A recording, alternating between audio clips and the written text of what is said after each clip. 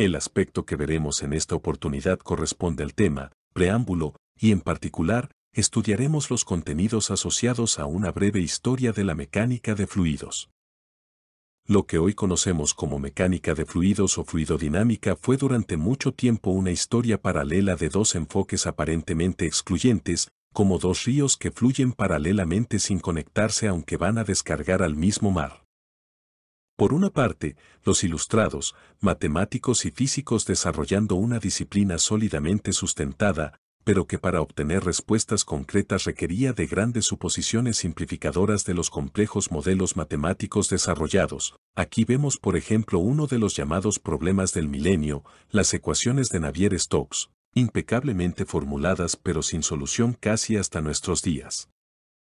Por la otra, los empíricos ingenieros y técnicos que necesitaban herramientas de cálculo para construir los complejos sistemas hidráulicos requeridos por la civilización, como acueductos, sistemas de irrigación y distribución de agua, naves para transporte marino, máquinas basadas en el movimiento de los fluidos como molinos, sistemas de bombeo y conversión de la energía de los ríos en potencia. Aquí vemos por ejemplo un acueducto romano, que a pesar de ser impresionante como obra civil por la tecnología para sustentarlos con arcos soportados sin cemento, fueron construidos con una inclinación milimétricamente precisa para que el agua fluyera por el canal en la parte superior suministrando el caudal adecuado a las ciudades. El primer enfoque es conocido como la hidrodinámica y su orientación es rigurosamente matemática y teórica, y para obtener resultados requiere de simplificaciones, como la muy conocida suposición de fluido invísido o sin viscosidad, que permite obtener el principio de Bernoulli.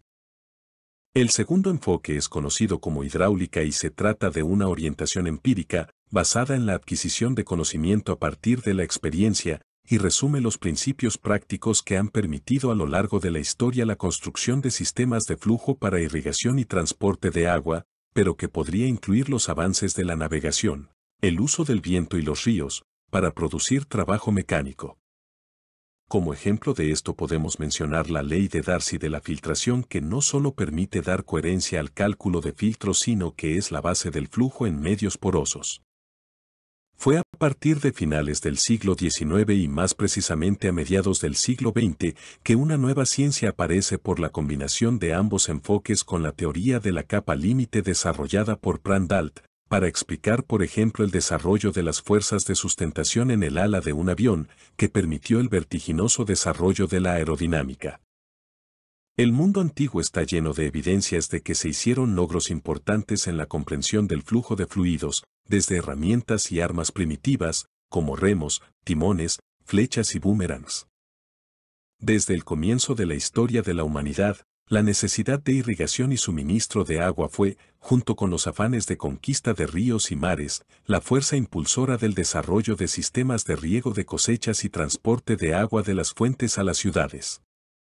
Estructuras de riego en Mesopotamia y los legendarios acueductos romanos son testimonio de ello. No cabe duda que ríos y mares fueron la herramienta de dominio y conquista entre civilizaciones, varias de las cuales se sucedieron unas a otras en el señorío del mar Mediterráneo y más tarde de los océanos Atlántico y Pacífico. Desde los pioneros fenicios hasta la Armada Española, muestran que el dominio de la flotabilidad y la estabilidad se dominaban mucho antes de que las teorías al respecto fuesen completamente desarrolladas. Las culturas persa y árabe desarrollaron los llamados Qanat en Persia o Mesopotamia y Falaj en Arabia para conectar pozos de aguas subterráneas con pueblos y sembradíos. Existen evidencias de este tipo de acueductos rudimentarios más de 1000 años antes de Cristo. Ductos subterráneos llevaban el agua desde los puntos altos y varios pozos a lo largo del trayecto se usaban para construcción e inspección. Presas, compuertas, vertederos y canales constituían este sistema de distribución. Varios de estos sistemas están aún en uso, aunque algunos solo con fines turísticos. Aun siendo cierto que los sistemas de suministro de agua fueron extensivamente usados por casi todas las civilizaciones antiguas, no cabe duda que fue el Imperio Romano quien les dio las dimensiones y magnificencia que aún hoy impresionan.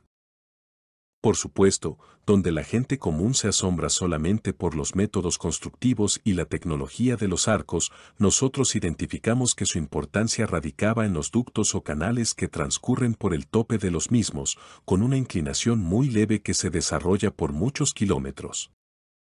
A pesar de la magnificencia de los acueductos que hemos visto, debemos notar que llevaban agua de cotas elevadas a cotas bajas. La necesidad de elevar agua fue seguramente enfrentada por las civilizaciones antiguas, basta con pensar por ejemplo en los jardines colgantes de Babilonia, que si realmente existieron debieron contar con algún mecanismo para hacerlo. Los musulmanes introdujeron la noria movida por animales a España, como la que hubo en la Alhambra de Granada, cuyos restos aún pueden verse cerca de los jardines del Generalife. En última instancia los jardines recibían suministro de agua por gravedad, pero una noria como la mostrada elevaba el agua a un reservorio elevado desde donde se distribuía. El funcionamiento se basa en una serie de vasijas unidas por una cadena. Cuando están abajo, las vasijas se llenan en el reservorio inferior. El animal se mueve en círculos y acciona un eje vertical que mediante un engranaje cambia la dirección del movimiento haciendo posible vaciar las vasijas a un nivel más elevado.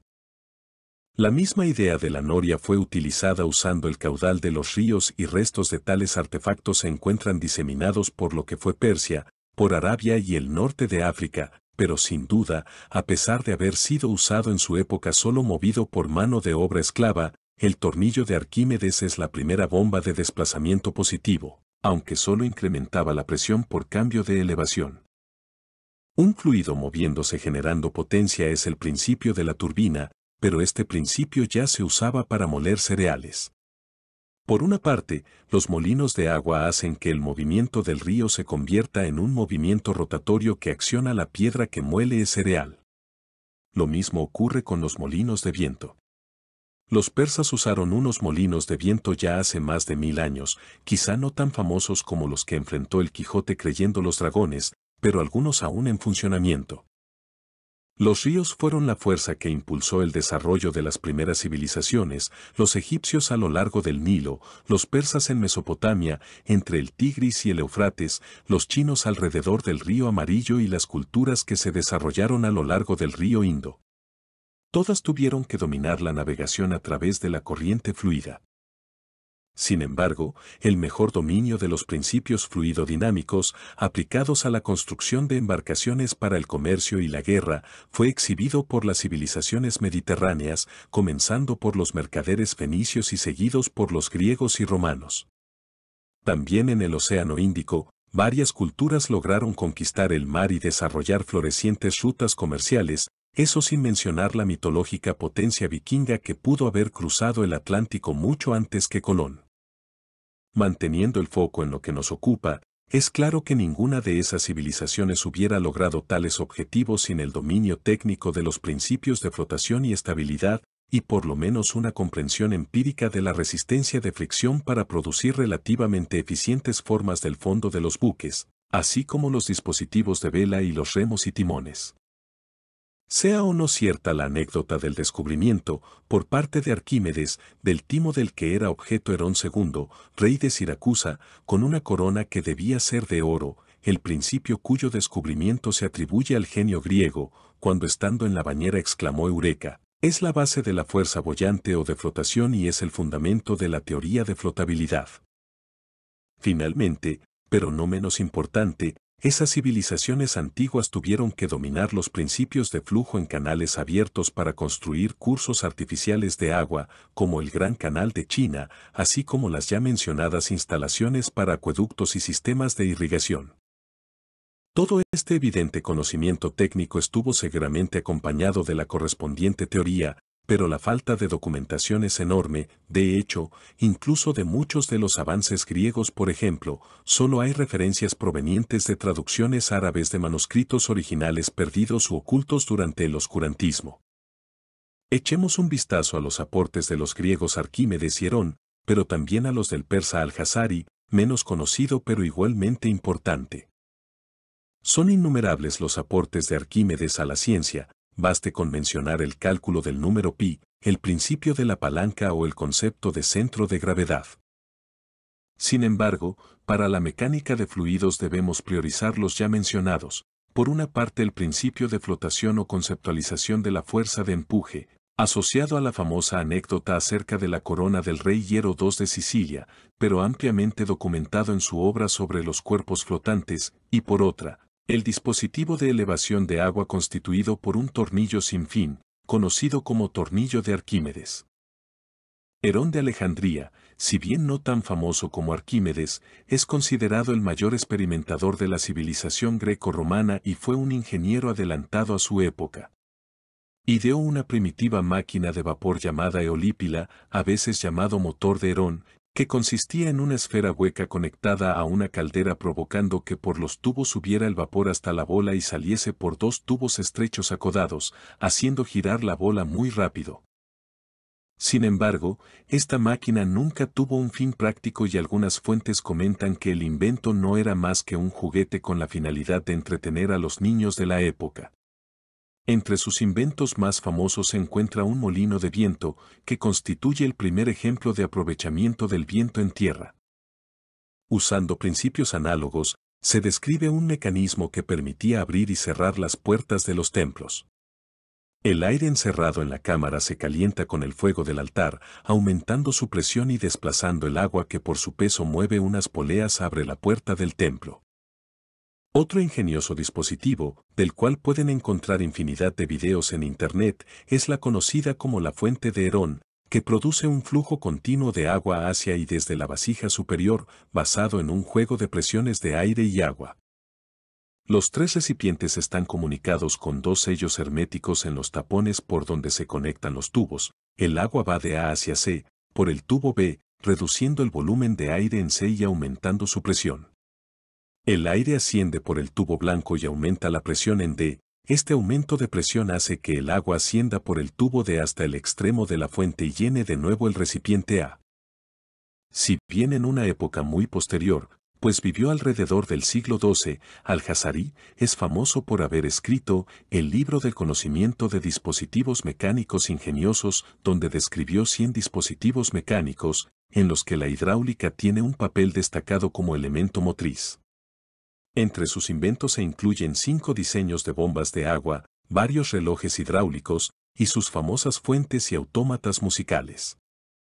Junto con los hermanos Banu Musa, del siglo VIII, autores del libro de los dispositivos ingeniosos que literalmente traducido sería el libro de los trucos, constituyen un ejemplo de todo el conocimiento creado en el mundo árabe y persa, que permaneció oculto a Occidente durante la Edad Media. Son parte de las competencias desarrolladas en la llamada Casa del Conocimiento o Gran Academia de Bagdad promovida por los califas Abbasid durante la Era de Oro islámica. Para tener acceso a formulaciones y teorías mejor documentadas es menester llegar al Renacimiento, que si bien es más conocido por el resurgir de las artes, fue sin duda un momento de esplendor para la ciencia. Quizá el cambio de época lo represente Galileo Galilei, quien formuló cantidad de teorías sobre el movimiento de cuerpos celestiales, y fue obligado a abjurar sus ideas heliocéntricas frente al Tribunal de Inquisición, pero cuyo aporte no tiene marcada influencia en la mecánica de fluidos.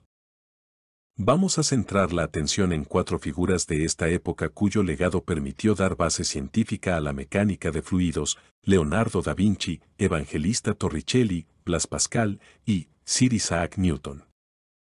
Conocido sobre todo por sus pinturas como la Mona Lisa y la Última Cena, Leonardo da Vinci fue sin duda uno de los genios del Renacimiento por su erudición en muchos campos. Su capacidad pictórica fue extraordinaria como también sus trazos de dibujo de gran detalle, representando tanto la anatomía humana y animal, como sus ideas ingenieriles adelantadas a su tiempo.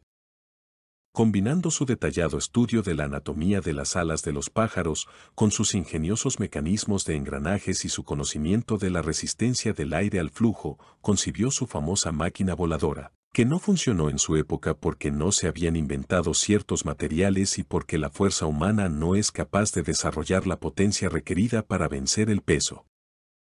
Otro ingenioso invento es su prototipo de helicóptero que pretendía funcionar con la fuerza proporcionada por 4 hombres moviendo el sistema de engranajes que producían el movimiento axial. O su bote de paletas, que sin duda nos evoca los buques similares que varios siglos después fueron construidos para surcar muchos ríos de los Estados Unidos, por ejemplo. Pero, aunque menos impresionantes a primera vista, sus observaciones sobre la turbulencia son sencillamente visionarias.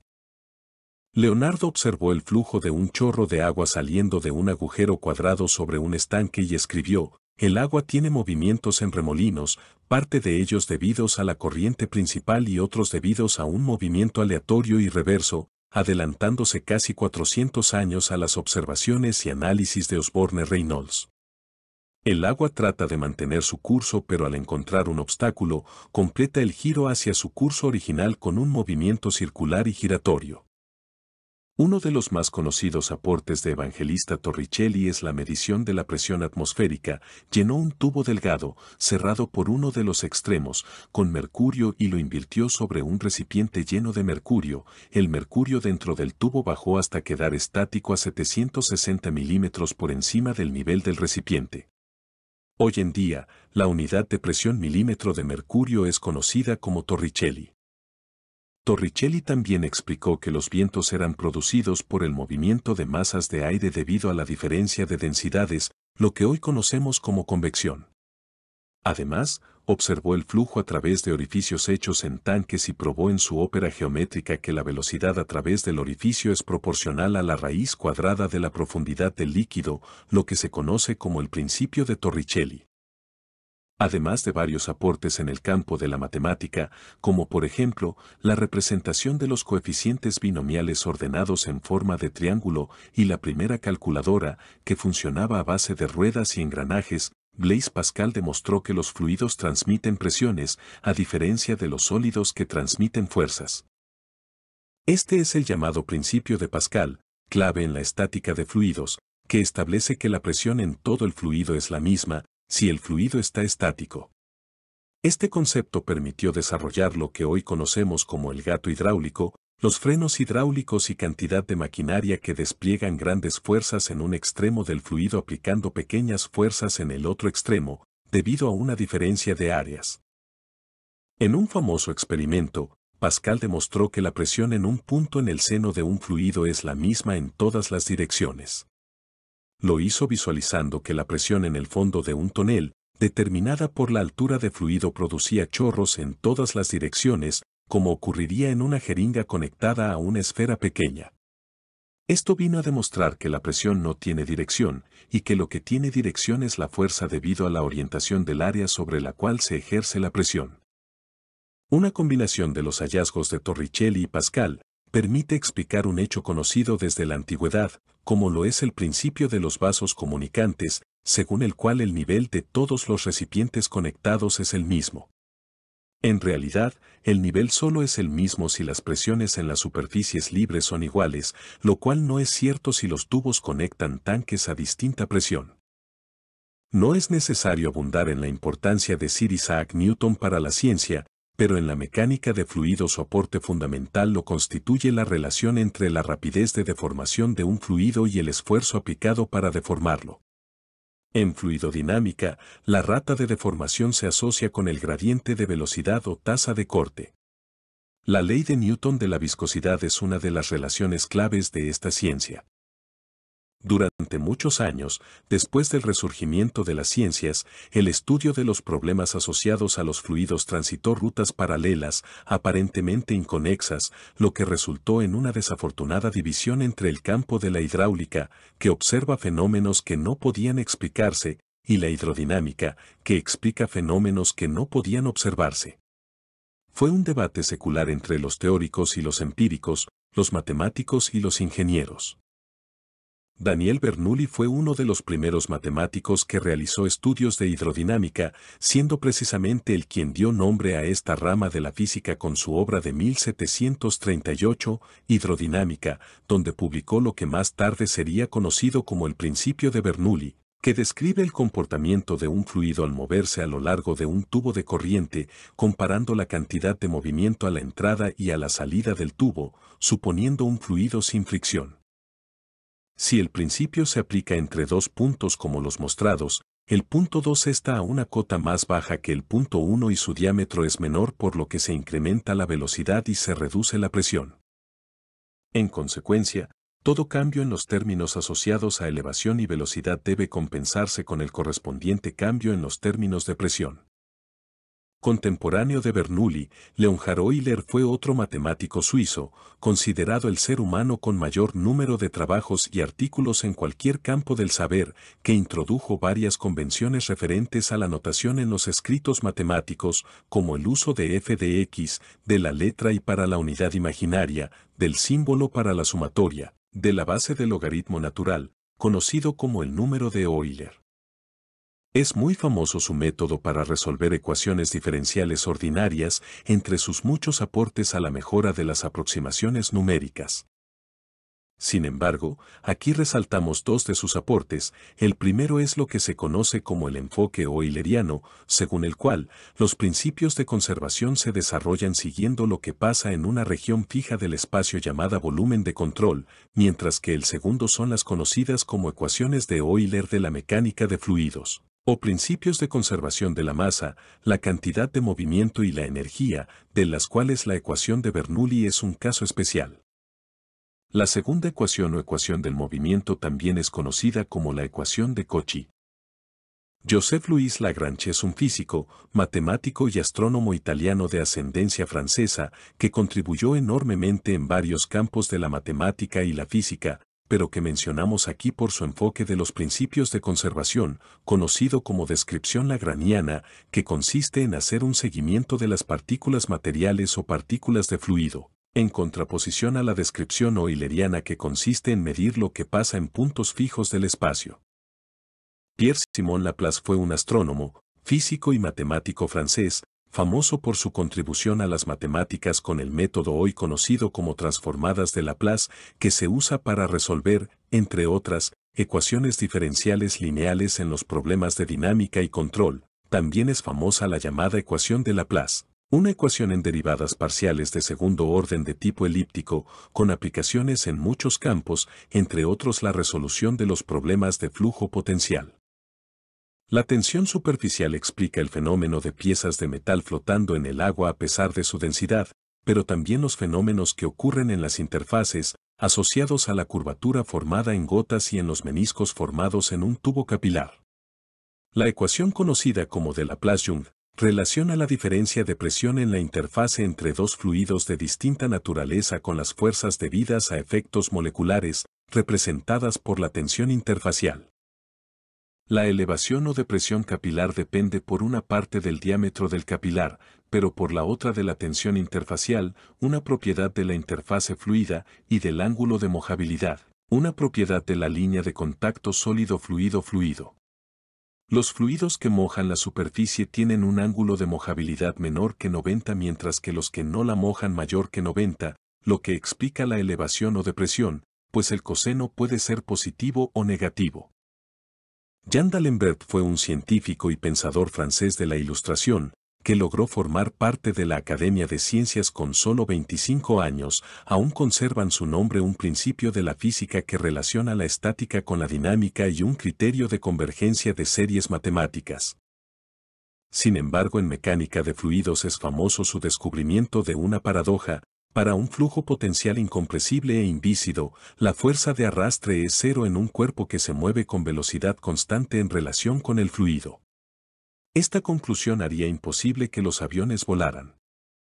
Henri Navier es el creador de la teoría general de la elasticidad y escribió varias memorias sobre los canales de navegación, pero su mayor contribución a la mecánica de fluidos lo constituyen las ecuaciones que describen la dinámica de un fluido no compresible y que expresan los principios de conservación de la masa y de la cantidad de movimiento lineal para los fluidos newtonianos.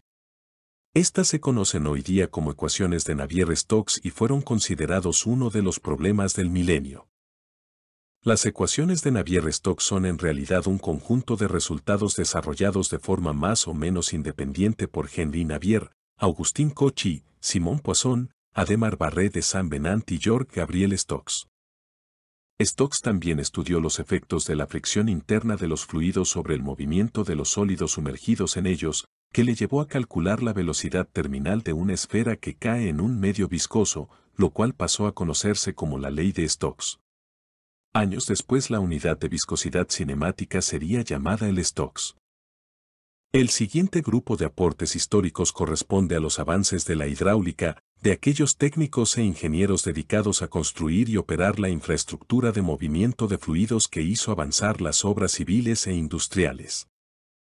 Antoine de Chessy desarrolló una ecuación que relaciona la velocidad del flujo uniforme en canales abiertos con la rugosidad, el radio hidráulico, y la pendiente o gradiente hidráulica. Manning, Bassin y Cater, entre otros, presentaron modos experimentales para calcular el coeficiente de Chessy.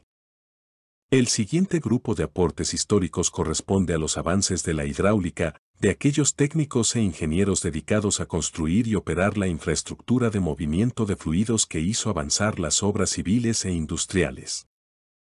Antoine de Chessy desarrolló una ecuación que relaciona la velocidad del flujo uniforme en canales abiertos con la rugosidad, el radio hidráulico, y la pendiente o gradiente hidráulica. Manning, Bassin y Cater, entre otros, presentaron modos experimentales para calcular el coeficiente de Chessy. ¿Qué duda cabe que los romanos y antes que ellos los persas y otras civilizaciones antiguas tenían conocimiento sobre estos conceptos que los llevaron a construir obras majestuosas? Henri Pitot fue un ingeniero francés encargado del Canal del Mediodía, parte del deseo de Luis XIV de construir una vía navegable entre el Atlántico y el Mediterráneo. Allí desarrolló, para medir el caudal del canal, un ingenioso dispositivo que permitía medir la presión de impacto del flujo y a partir de ella estimar el caudal. Este dispositivo es conocido hoy como el tubo de Pitot. El tubo de Venturi fue creado por el físico e inventor italiano Giovanni Battista Venturi para medir el flujo a partir de una diferencia de presión. Se trata de dos conos truncados de distinto ángulo, conectados por una garganta. Su funcionamiento se explica por el principio de Bernoulli, que predice que el aumento de velocidad debido a la garganta se compensa con una disminución de la presión. La no idealidad se contabiliza mediante un coeficiente del Venturi.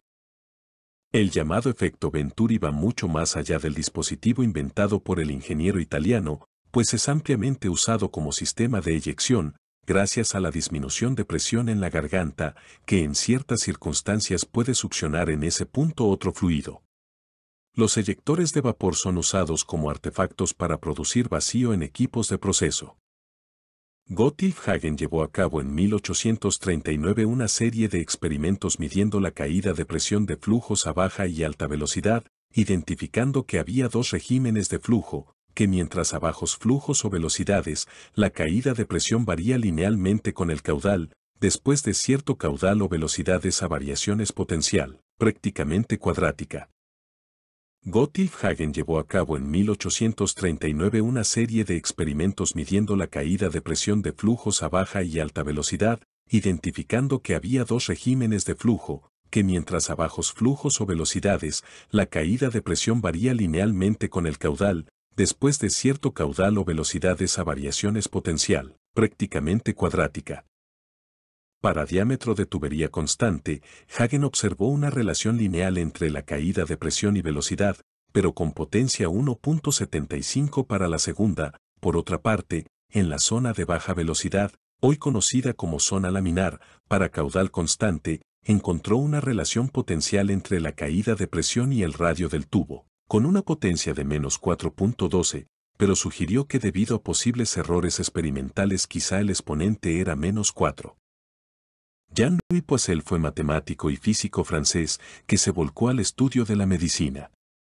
En 1828, su tesis doctoral se tituló Investigación sobre la fuerza del corazón aórtico. Inventó además un manómetro consistente en un tubo en forma de U que contenía mercurio y que usó para medir la presión arterial de perros y caballos, sin embargo era un método invasivo mediante la inserción de un catéter en la arteria. La ecuación que relaciona la caída de presión por fricción con el caudal o la velocidad, el diámetro de la tubería y la viscosidad del fluido es conocida como la ecuación de Hagen-Poiseuille y es válida para flujos en el llamado régimen laminar o viscoso.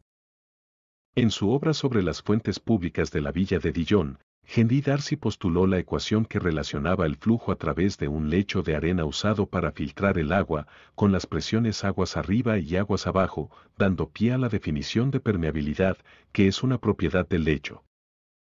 Aquí podemos ver la portada del libro de Darcy, uno de los dibujos originales del libro, con la ecuación por él mostrada y la representación esquemática de un filtro con la ecuación en la nomenclatura actual, incorporando la permeabilidad, K, y la viscosidad, μ.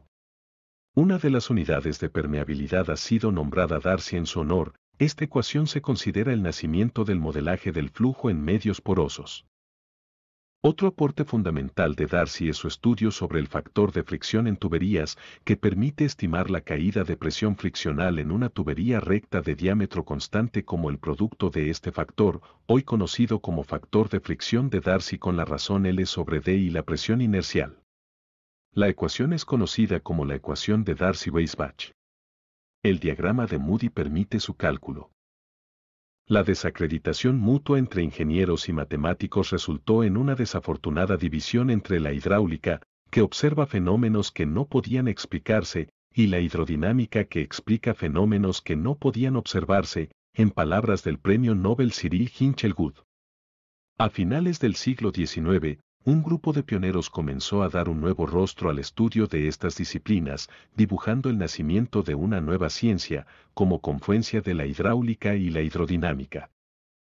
Había llegado el momento de dar fin a la dicotomía entre el enfoque meramente deductivo, la pura visión platónica y propia de la filosofía natural donde la experimentación es una mera formalidad para confirmar la visión ganada a través del pensamiento y el enfoque puramente inductivo, donde la experimentación es el origen del nuevo conocimiento.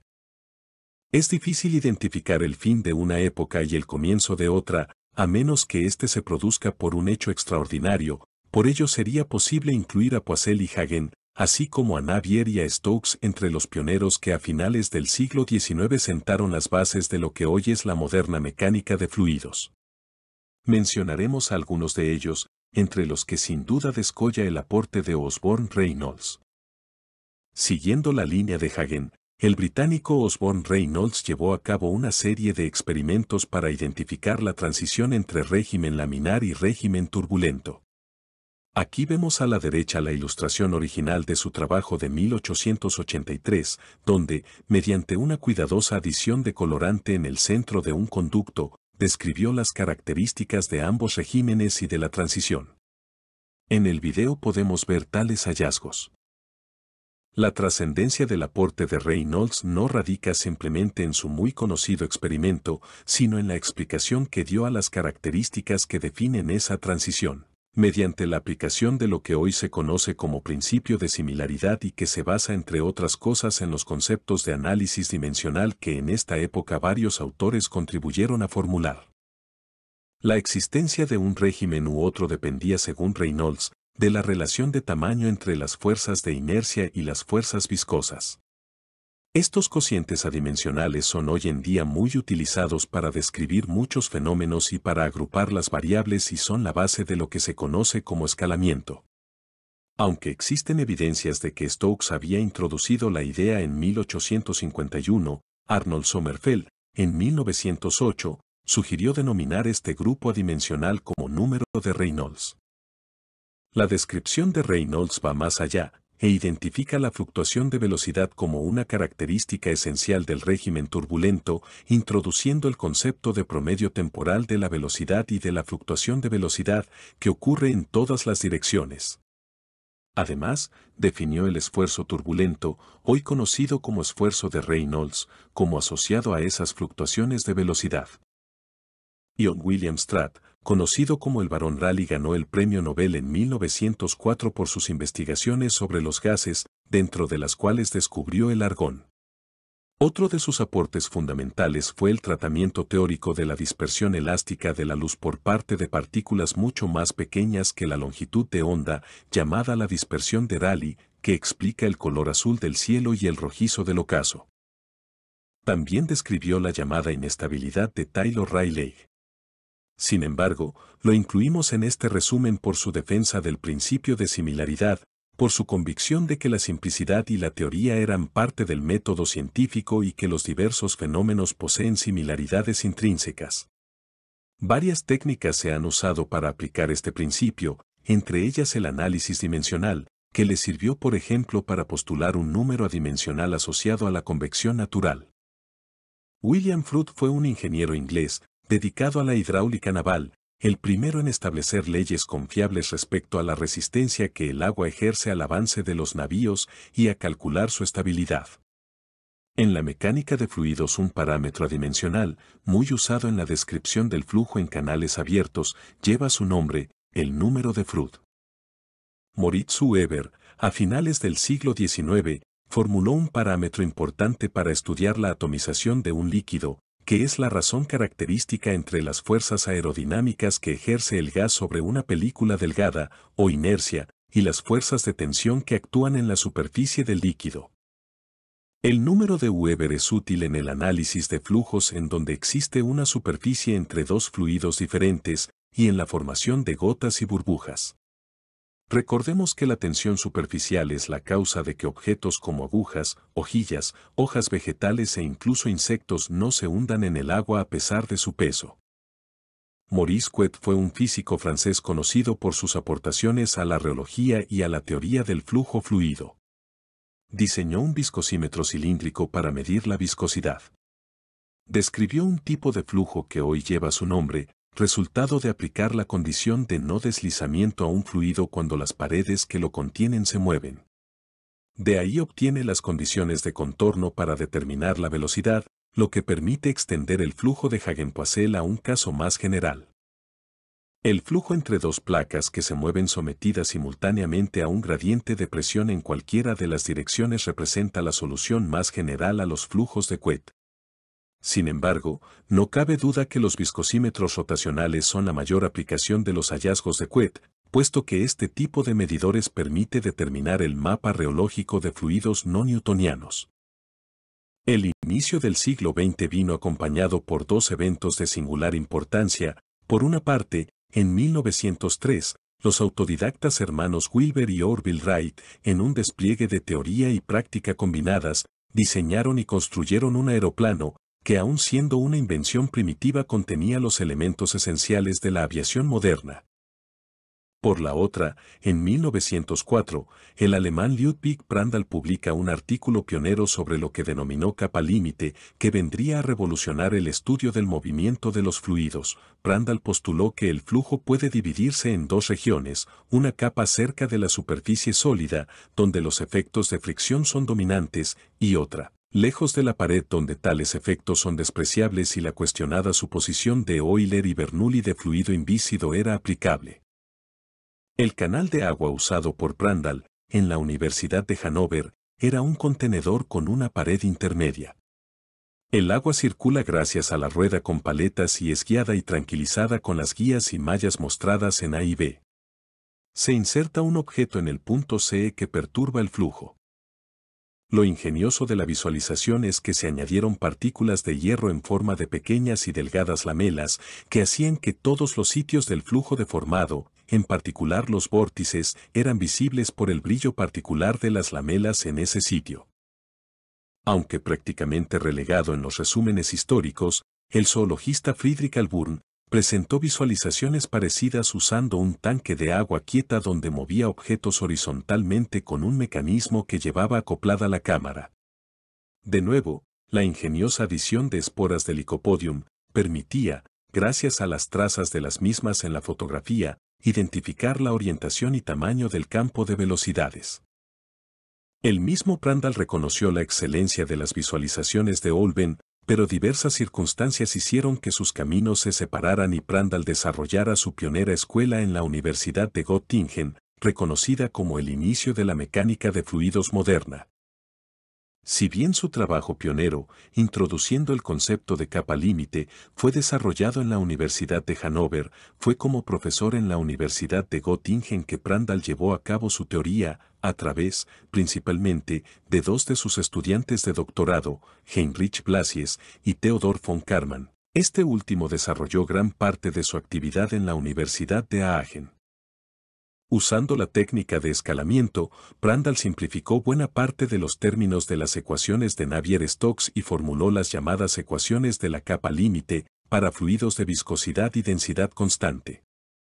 Uno de sus alumnos, Heinrich Blasius, resolvió el caso en el cual el gradiente de presión en el eje X es despreciable frente a los demás. Otro de los estudiantes de Prandtl, el húngaro Theodor von Karman, realizó gran parte de sus aportes liderando el Instituto Aeronáutico de la Universidad de Aachen y al comenzar la Segunda Guerra Mundial, se trasladó al Laboratorio Aeronáutico de Guggenheim, en el Tecnológico de California.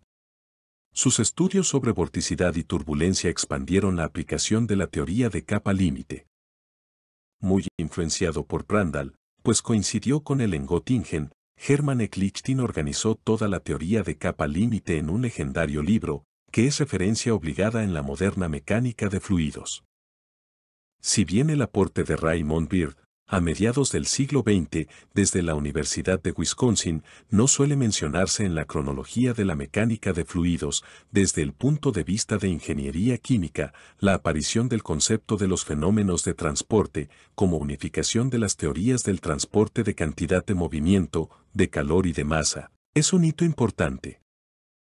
Beard postuló que el esfuerzo de corte, debido a una fuerza en la dirección X ejercido sobre un área orientada en la dirección Y, se puede interpretar como una densidad de flujo de cantidad de movimiento, flux en inglés.